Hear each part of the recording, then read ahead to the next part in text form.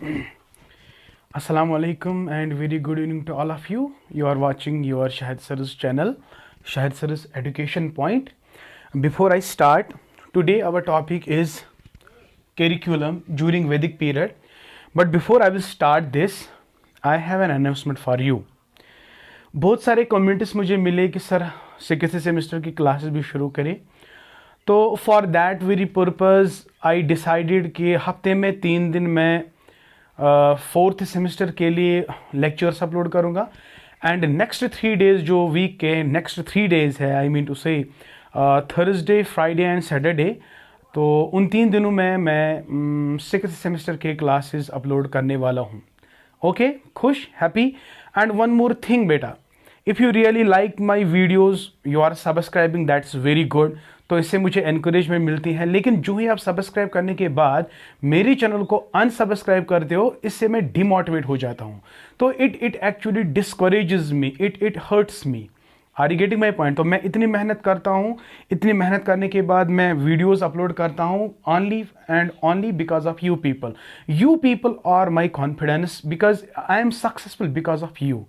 If you will not subscribe me, if you will not help me, if you don't like my videos, if you don't share my videos, then I can't be a successful man, I can't be a successful teacher. So it is all because of you. I need your support, I need your 100% support. One is to subscribe, please don't unsubscribe. This demotivates me and this discourages me, और फिर मुझे interest नहीं लगता है कि मैं आपको अच्छे से पढ़ाऊँ. ठीक है बेटा? So if you really like my videos, share it and subscribe, and then please don't unsubscribe. Okay, so thank you. Stay blessed, and you are watching your Shahid Sir's class, that is Shahid Sir's Education Point. Today our topic is curriculum. So we are generally talking about, हम बात कर रहे थे salient features of the Vedic period. तो salient features में हमने क्या क्या पढ़ा, what is education during the Vedic period, ये भी हमने पढ़ा. एम्स एंड ऑब्जेक्टिव्स के बारे में पढ़ा. तो आज हमारा जो टॉपिक है वो करिकुलम है. आप अच्छे से देख सकते हो कि मैंने बहुत सारे पॉइंट्स यहाँ पे लिखे. देखो, मैं पॉइंट्स क्यों लिख रहा हूँ कि मैं साथ साथ लिखूंगा भी और एक्सप्लेन भी करूंगा. आपका जो एग्जाम है ना वो MCQ बेस्ड है, तो हम यहाँ पे ज़्यादा डिलिब्रेट अटेम्प्ट हम नहीं डालेंगे कि हम ज़्यादा एक्सप्लेन करने जाएंगे, तो इट विल टेक टाइम. तो इसलिए आई डिसाइडेड, मैंने बहुत सारे पॉइंट्स को मतलब पढ़ने के बाद जो मुझे लगा कि भाई इंपॉर्टेंट है from the examination point of view and from the knowledge point of view, मैंने उन्हीं पॉइंट्स को बोर्ड पे लिखा. ठीक है बेटा? तो आपको बुक पढ़ने की भी जरूरत नहीं होगी. तो simply what you have to see, watch my lecture till end note all these points, and इंशाल्लाह फ्रॉम दीज पॉइंट्स आपका कल इसी में से इंशाल्लाह कल आपका पेपर होगा. Okay, so without wasting your precious time, here we start our this next topic, that is curriculum during the Vedic period. First point that you have to remember, Vedic period में जो curriculum है वो क्या centered था? It's a student centered. So keeping the interest in the mind, ये teacher जब curriculum frame करता है, ये पहले बच्चे के इंटरेस्ट को दिमाग में रखता है, तब जाके करिकुलम फ्रेम करता है. तो that is why it is student centred. It is student centered, most important point, and it can be asked in your examination. So first point that you have to remember, curriculum is student centered. Now the question here is, what is curriculum? Curriculum does it mean, देखो बहुत सारे बच्चों को एक confusion होता है कि curriculum का मतलब है जो हमारे स्कूल में सिलेबस दिया जाता है. No, curriculum doesn't mean only the syllabus. Syllabus is the part of the curriculum. Curriculum is actually the runway which directs you. आपके जितने भी एम्स है ना एजुकेशन के, वो तब आप अचीव नहीं कर सकते हो जब आपका करिकुलम सही नहीं होगा. तो curriculum is the runway, it helps us to achieve all the aims of the education. बेटा समझने की कोशिश करो मैं क्या बोलना चाहता हूं. करिकुलम का मतलब नहीं है कि syllabus. No, it is not only syllabus, but syllabus is the part of the curriculum. It is a simple component of the curriculum. Then what is curriculum? Curriculum is the total experience, all the experience that is faced by the student inside the classroom as well as the outside the classroom. Are you getting my point? It includes the activities that are done inside the classroom, and it also includes those activities that are done outside the classroom. So whatever the child faces, whatever the child experiences inside the classroom or outside the classroom, the sum total of all these activities, that is actually called as curriculum. I hope it is clear to you. Okay, so far as हम यहाँ पे curriculum को discuss नहीं करने जा रहे हैं बेटा. curriculum एक अच्छा खासा मतलब एक अच्छा कंपोनेंट है, एक अच्छा टॉपिक है जिसको आपने आगे पढ़ना है. बहुत सारे सेमेस्टर्स आपके हैं और वहाँ पे पढ़ना है कि करिकुलम किस तरह कंस्ट्रक्ट करते हैं, करिकुलम के कितने टाइप्स है, तो करिकुलम कैसा होना चाहिए, what are the objectives and goals of the curriculum, right, what are the different models of the curriculum. इंशाल्लाह जब आप यूनिवर्सिटी में सिलेक्ट हो जाओगे वहाँ पे आपको एक पेपर पढ़ना है. करिकुलम एक वहाँ पे एक पेपर पढ़ाया जाता है. ओके, सो यहाँ पे खाली आपको याद रखना है व्हाट करिकुलम मीन्स. अभी कल हमने एम्स पढ़ा, तो उन एम्स को अचीव करने के लिए हमारे पास उस तरह का करिकुलम होना चाहिए. तो करिकुलम सही होगा तो एम्स हम अच्छी तरह से अचीव करेंगे. देखो मैं कह रहा हूं कि एम ऐसी होनी चाहिए, एम वैसी होनी चाहिए, लेकिन जब उसके लिए मुझे क्या उसी टाइप का करिकुलम होना मतलब ज़रूरी है. अगर मेरे पास है तो मैं उन एम्स और ऑब्जेक्टिव्स को अचीव कर सकता हूं, अगर नहीं है तो मैं अपने एम्स एंड ऑब्जेक्टिव्स को अचीव नहीं कर सकता. I hope it is clear to you. Okay, so यहाँ पे जल्दी से हम बताएंगे, एक एक पॉइंट हम आपको यहाँ पे एक्सप्लेन करने जा रहे हैं. It will be very simple for you. तो you just watch this video till end and you can इंशाल्लाह अंडरस्टैंड.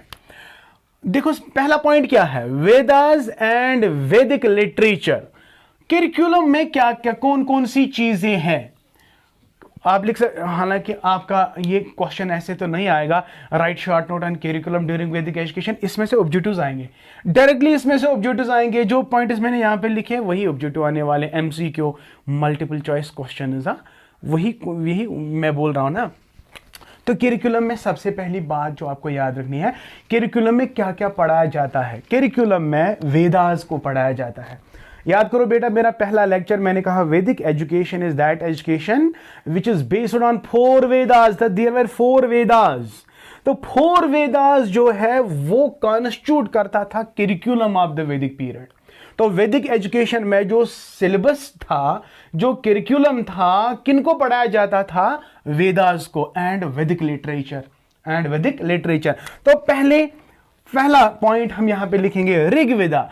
तो सबसे ये कल भी मैंने आपको बार बार बोला है कि ऋग्वेदा जो है it is the most important and most ancient oldest form of the वेदा.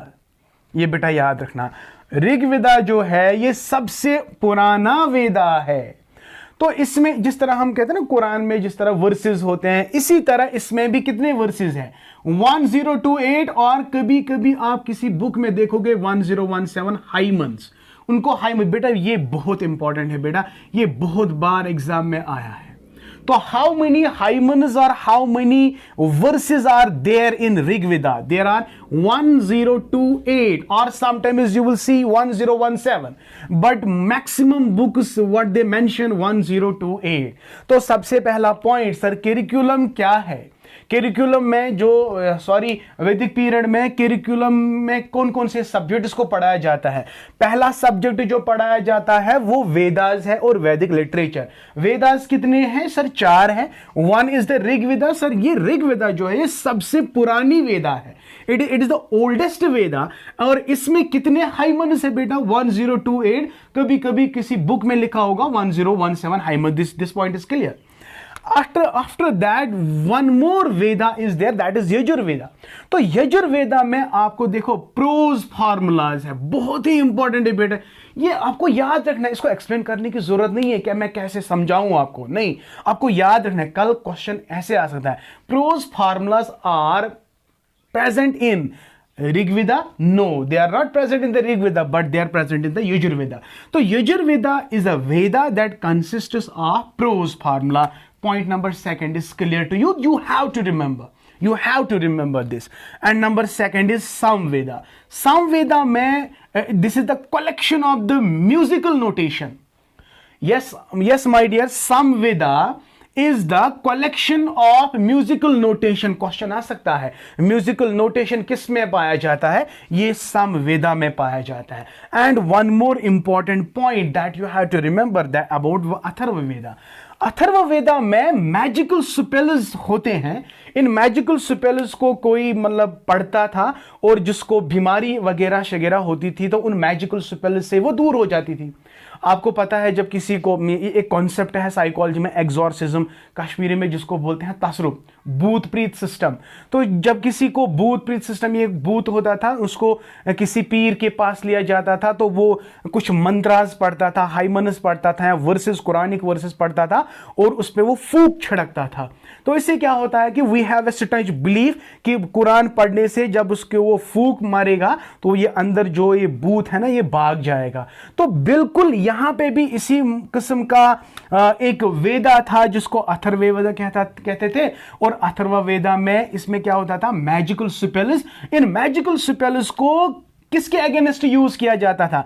अगर किसी किस्म की डिजीज विजीज होती थी तो वहां पे इसको यूज किया जाता था। I hope this is clear to you my dear. Once again I repeat, जो वेदास है, वेदास 4 किस्म के हैं। Rigveda is there, Yajurveda, Samaveda, Atharvaveda. ऋग्वेदा जो है सबसे इंपॉर्टेंट है और सबसे ओल्डेस्ट है। इसमें कितने हाइमनस है? 1028। बाकी जो आपको हाइमनस लिखने की जरूरत नहीं है क्योंकि it is not mentioned anywhere कि इनमें से कितने हाइमनस है। हाइमनस खाली आपको इस वाले में लिखना है, याद रखना कितने हैं बेटा? 1028 hymns are there. Another is Yajurveda. तो यजुर्वेदा में क्या है? Prose formulas are there. And Samaveda में क्या है सर? इसमें म्यूजिकल नोटेशंस हैं। और अथर्ववेदा में क्या है सर? इसमें मैजिकल स्पेल्स हैं। इन मैजिकल स्पेल्स को किसके अगेंस्ट यूज किया जाता था? किसी disease. Okay, so this is all about. And after that Rigveda के बाद बस खाली ऋग्वेदा पढ़ाया जाता था? नहीं, बहुत सारे ऐसे सब्जेक्ट्स, कुछ प्रोफेशनल सब्जेक्ट्स थे। Physical education was the important part क्योंकि मैंने ऑलरेडी कहा without physical education your mind is not good. Physical development, तो फिजिकल डेवलपमेंट के लिए exercise is very important, some recreational activities are important, some indoor outdoor games are important जिससे आपका health क्या सही रहेगा। तो इसका मतलब है physical education was also the part of the curriculum. आज आप देखते हो हमारे करिकुलम में फिजिकल एजुकेशन को सबसे ज्यादा इंपॉर्टेंस दिया जाता है। क्यों दिया जाता है? क्योंकि हमारी लाइफ इतनी सीडेंट्री है, इतनी मतलब बैठी हुई लाइफ है, लोग बैठे हुए हैं, they are not involved in the activities, with the result heart problems are there, diabetic problems are there.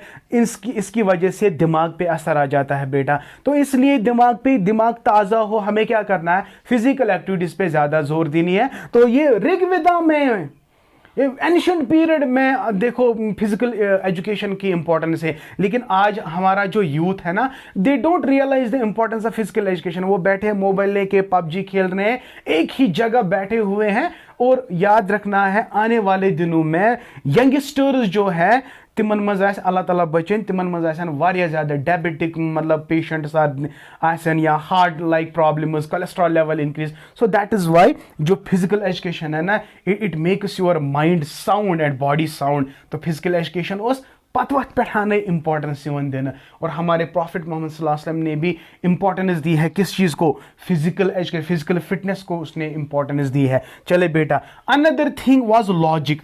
Logic याद रखना है बेटा, ये याद, लॉजिक वाज कॉल्ड हितुविदा।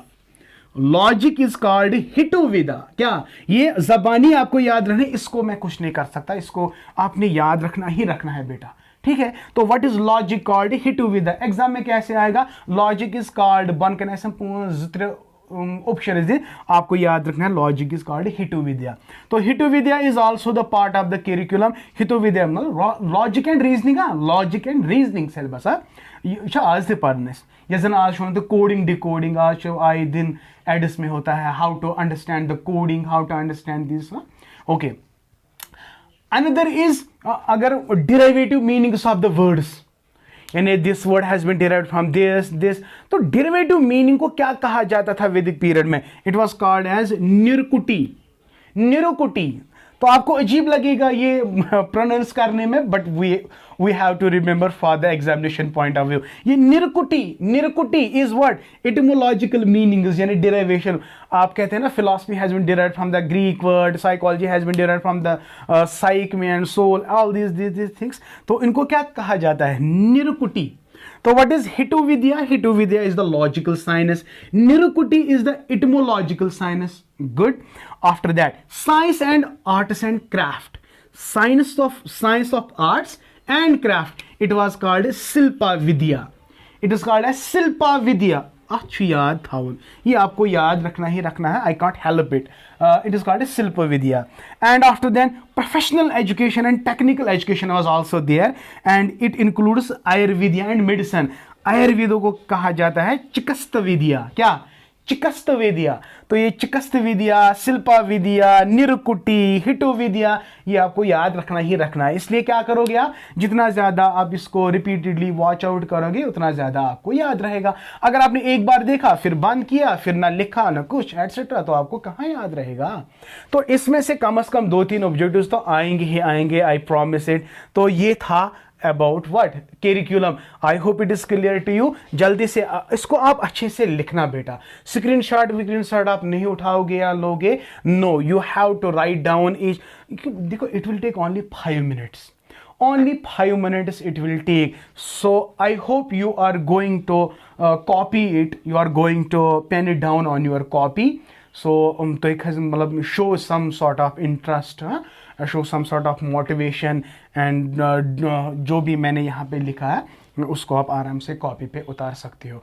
ठीक है बेटा. So this was about what? This was about curriculum.